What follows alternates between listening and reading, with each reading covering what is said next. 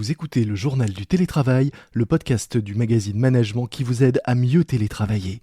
Je suis Lomique Guillot, rédacteur en chef du magazine Management, et je suis ravi de vous retrouver tous les jours pour partager avec vous conseils et témoignages autour du télétravail. Aujourd'hui, nous allons parler performance à distance. C'est parti. C'est le journal du télétravail.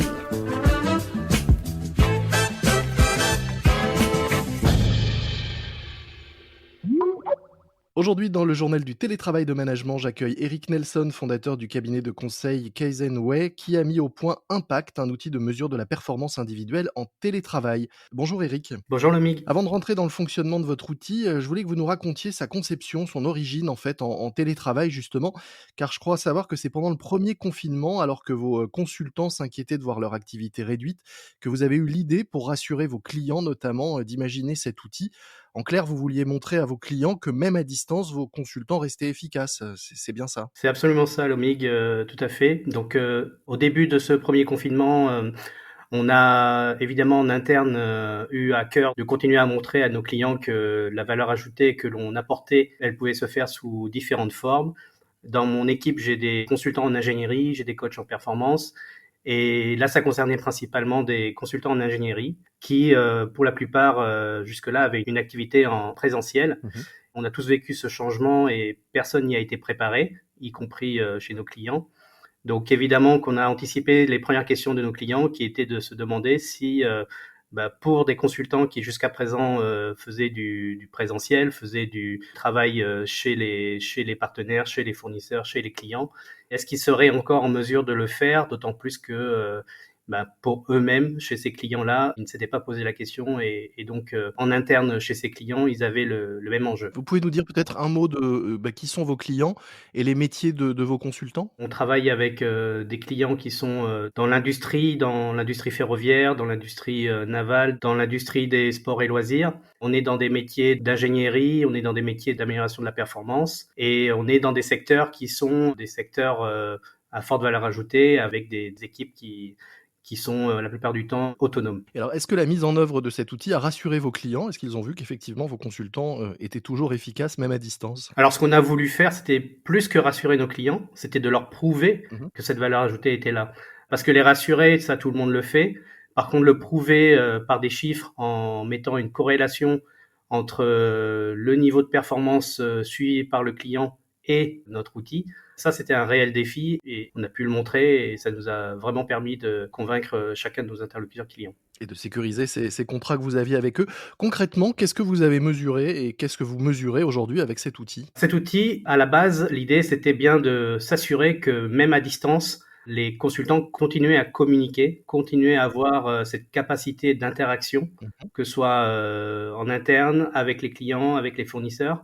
Parce que notre postulat de base, c'est de se dire une communication est à la base de la construction de la valeur ajoutée. Mmh. En fait, l'intelligence collective que l'on va pouvoir exploiter, elle provient des échanges qu'il y a entre chacun des collaborateurs qui va co-construire. Mais donc vous mesurez, le volume d'échange de mails, vous suivez les réunions, par, Zoom, Skype, ou autre? Comment ça fonctionne? Alors, en fait, on va mesurer les échanges par mail, effectivement, déjà la quantité. Mmh. On va mesurer la quantité aussi de réunions, toutes les réunions qui sont organisées. Et au-delà de regarder la quantité, on va aussi, avec notre algorithme, pouvoir identifier la valeur de ces réunions, de ces échanges. On va permettre à chacun des collaborateurs de se rendre compte par la qualité et par la quantité des échanges de leur niveau, qui n'est pas un niveau absolu, qui est un niveau relatif, de leur niveau en télétravail versus un niveau de référence qui les concerne directement. Mmh. Et j'insiste sur ce point, on n'est pas dans un outil qui mesure un nombre de mails et qui donne une valeur dans l'absolu.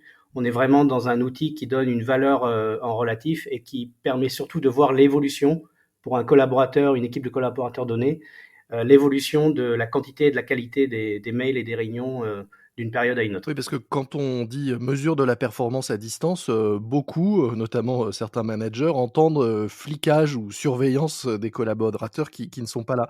Quelle est la vraie différence, selon vous? Ou qu'est-ce qui fait la différence entre un outil, de simple surveillance ou enregistrement d'un temps de présence ou de travail effectif et la solution que vous proposez? C'était vraiment l'un de nos premiers points, majeurs qu'on voulait éviter et c'est pas du tout, l'esprit de l'outil, mais plus que dire que c'est pas l'esprit, l'indicateur, impact, tout simplement, il ne mesure pas le temps de travail. Mmh. La deuxième chose, c'est que on n'est pas là pour comparer un collaborateur à un autre. On n'est pas là pour se servir de cet outil et pour dire: «Bah, tiens, Pierre, Paul, Jacques, ont eu, un indice qui est supérieur au tien». Ce n'est pas comparable. Donc, c'est vraiment on compare une personne par rapport à elle-même. C'est-à-dire qu'au-delà au-delà de la mesure qui pourrait être une simple distribution de bonnes ou de mauvaises notes, vous dites que vous donnez avec cet outil les moyens à chacun d'améliorer ses résultats au final? Absolument, c'est vraiment lié à lui-même. Et le troisième point, c'est que toutes ces mesures, toutes ces extractions de données pour faire les mesures, elles sont faites par le collaborateur. C'est fait de manière transparente. On n'a pas mis en place un outil qui fonctionne en arrière-plan. On n'a pas mis un outil qui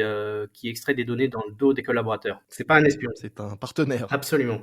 Vous dites aussi que votre outil sert à booster la dynamique collective, des équipes. Quand on parle de performance individuelle, comment est-ce que vous reliez les 2? Alors, je vais prendre un exemple très concret. On a un responsable de département qui nous a demandé de mettre en place cet outil dans son département parce qu'il voulait s'assurer que la cohésion d'équipe continuait à s'améliorer dans un contexte de réorganisation de son entreprise, de sa division. Mmh. L'analyse qu'on a faite a montré des choses finalement pas surprenantes, mais sur le moment très surprenantes.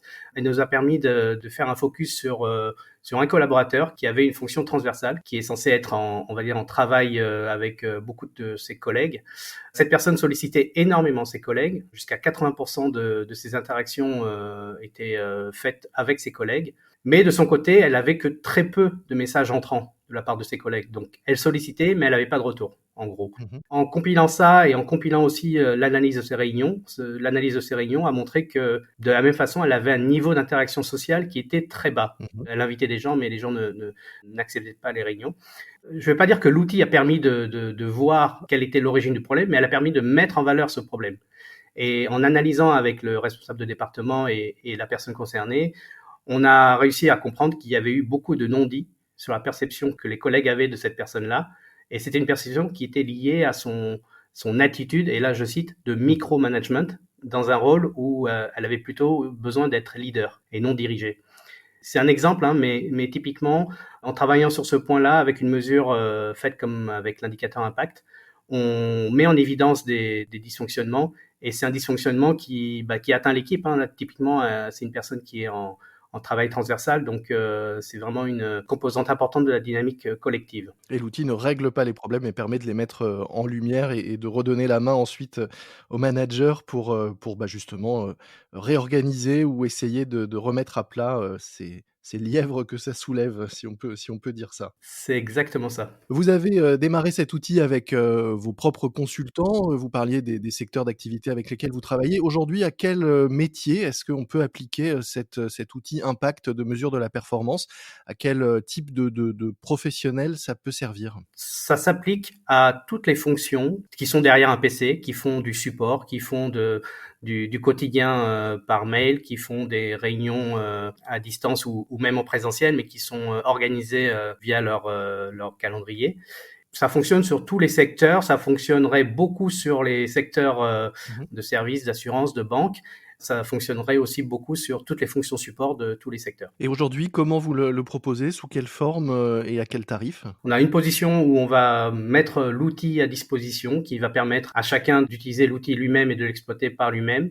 On a une offre aussi qui permet d'avoir la partie outils plus une partie accompagnement par l'un de nos coachs en amélioration de la performance.